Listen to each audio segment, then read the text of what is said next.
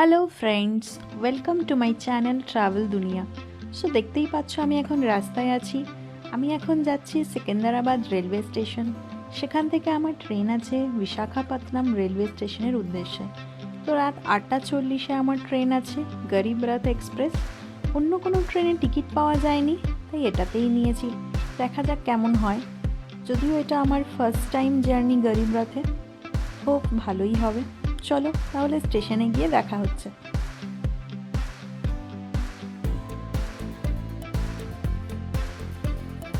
স্টেশনে পৌঁছে আমি এখন ট্রেনে চেপে গেছি, কারণ স্টেশনে ট্রেনটা দাঁড়ানোই ছিল। এই দেখো ভেতরটা কেমন দেখবে এই ট্রেনটা, খুব সুন্দর নতুন কোচগুলো। আমার তো বেশ ভালোই লাগছে।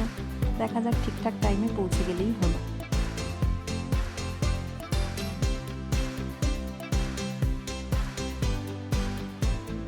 এখন বাজে সকাল 8:30 মতো, আর আমি পৌঁছে গেছি বিশাখাপত্তনম। তো এখান থেকে আমি যাচ্ছি ঋষিকোন্ডা বিচের উদ্দেশ্যে, কারণ হোটেলের চেক ইন প্রায় 11টার সময়। তার আগে একটু ঘুরে নিই বিচটা। তো আমি এখন ঋষিকোন্ডা বিচে আছি। এসেই জলে নেমে গেছিলাম, তাই আর ভিডিও করা হয়নি। দেখতেই পাচ্ছ পুরো ভিজে আছি আমি একটু। এবার এখান থেকে আমরা যাব হোটেলে।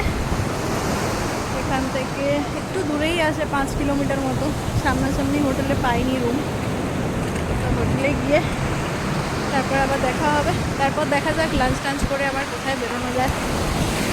চলো টাটা। আন্ধ্রার খাবার কেমন হবে সে নিয়ে আমার একটু ডাউট থেকেই যায়, কারণ অত মশলাদার আর ঝাল খাবার আমি খেতে পারি না। তো খুঁজে খুঁজে একটা বেঙ্গলি রেস্টুরেন্ট পেলাম, নিমন্ত্রণ নাম। আমাদের হোটেল থেকে 3-4 কিলোমিটার দূরে অটো করে চলে এলাম এখানে। তো এখানে এসে পুরো বাঙালি খাবার অর্ডার করেছি। ভেজ মিল রয়েছে, ভাত, ডাল, আলু ভাজা, একটা তরকারি, আর তার সাথে মাছ আলাদা করে নিয়েছিলাম। আর হ্যাঁ, সাথে চাটনি পাঁপড়ও ছিল। তো খাবারটা তো খুব টেস্টিই ছিল। তার মধ্যে একটা কথা না বললেই নয়, ওনারা একটি ঘি পরিবেশন করেছিল, জানি না কোথা থেকে, বললেন বিজয়ওয়াড়া থেকে আনা ঘিটা। তার যেমন গন্ধ আর স্বাদ, ওরকম ঘি তো আমি কোনোদিনই খাইনি। কিন্তু পরে অনলাইনে সার্চ করে দেখলাম ওটা অ্যাভেলেবেল না, মানে ওখানকার লোকাল ওটা। হাই, এখন আমি চলে এসেছি আরকে বিচ, মানে রামকৃষ্ণ বিচে। লাঞ্চ সেরে তারপরে এখানে এলাম। এখানে কিছুক্ষণ থেকে তারপর দেখি যদি কৈলাসগিরিটা আজকে যাওয়া যায়। দেখো কি সুন্দর।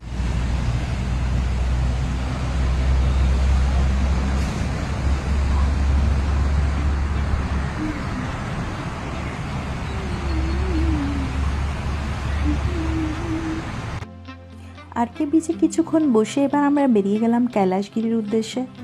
তারপর কৈলাসগিরি ঘুরে ভাবছি টেনেটি পার্ক যাব। সেখান থেকে রাতের ডিনার সেরে হোটেলে ফিরবো। চলুন যাই।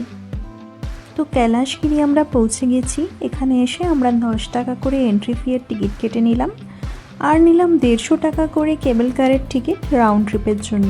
এই কেবল কার আমাদের নিয়ে যাবে অন্য প্রান্তে, সেখানে কৈলাসগিরি ঘুরে আবার ফেরত নিয়ে আসবে। এই যে আমরা কেবল কারে বসে গেছি, আমরা যাচ্ছি অন্য প্রান্তে। একটু ফটো ভিডিও নিয়ে নিলাম। বেশিক্ষণের জার্নি না, খুব তাড়াতাড়ি পৌঁছে গেলাম অন্য প্রান্তে। যাই এদিকটা ঘুরে দেখি, তারপর আবার ফিরবো। কৈলাসগিরিতে কেবল কার থেকে নামলেই দেখা যাবে এরকম রেলওয়ে ট্র্যাক। এখানে ভেতরে ঘোরার জন্য ছোট ছোট ট্রেন চলে। আর এখানে রয়েছে একটা খুব সুন্দর বড় শিব পার্বতীর মূর্তি, আর চারিদিকে সুন্দর সাজানো গোছানো বাগান রয়েছে, কিছু ফুলের গাছ আর বিভিন্ন রকমের পাতা বাগান।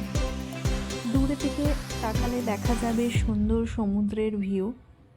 খুবই মনোরম একটা নিরিবিলি পরিবেশ। রয়েছে ভিউ পয়েন্টস, যেখানে গিয়ে ফটো তোলা যাবে।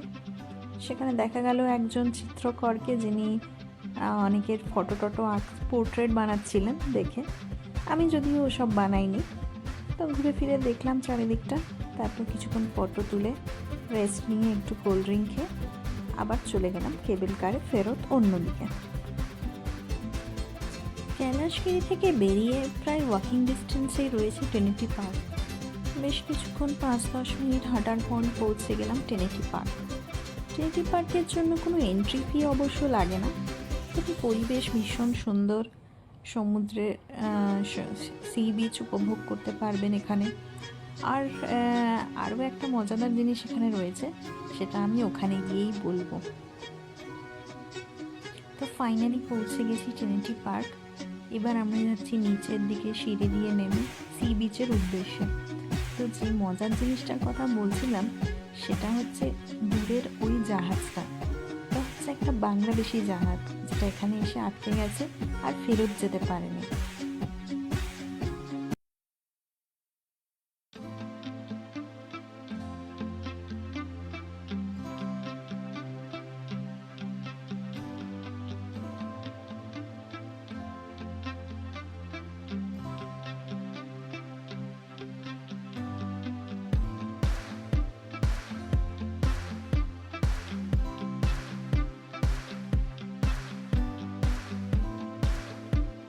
তো ঘোরাঘুরি সেরে এখন আমরা ডিনার করার জন্য চলে এসেছি বিশাখাপত্তনমে প্ল্যাটফর্ম 65 নামের একটি রেস্টুরেন্টে।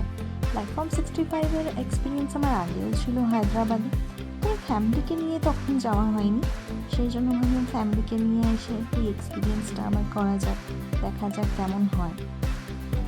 তো এই ট্রেন থিম রেস্টুরেন্টের কনসেপ্টটা হচ্ছে প্রত্যেকটা টেবিলে একটা করে বিভিন্ন নামের আলাদা আলাদা নামের স্টেশন রয়েছে আর একটা করে প্ল্যাটফর্ম রয়েছে।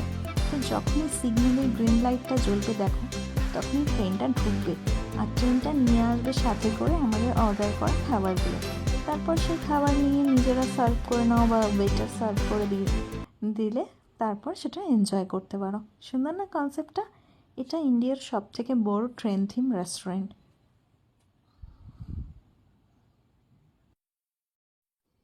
তো ডিনার সেরে এবার আমরা চললাম হোটেলের উদ্দেশ্যে, তারপর গিয়ে ঘুমিয়ে পড়ব। তারপর কালকে সকাল সকাল আমাদের ট্রেন আছে আরাকু ভ্যালি যাওয়ার জন্য। দেখা হচ্ছে পরের ব্লগে, ততক্ষণের জন্য বাই, ভালো থেকো।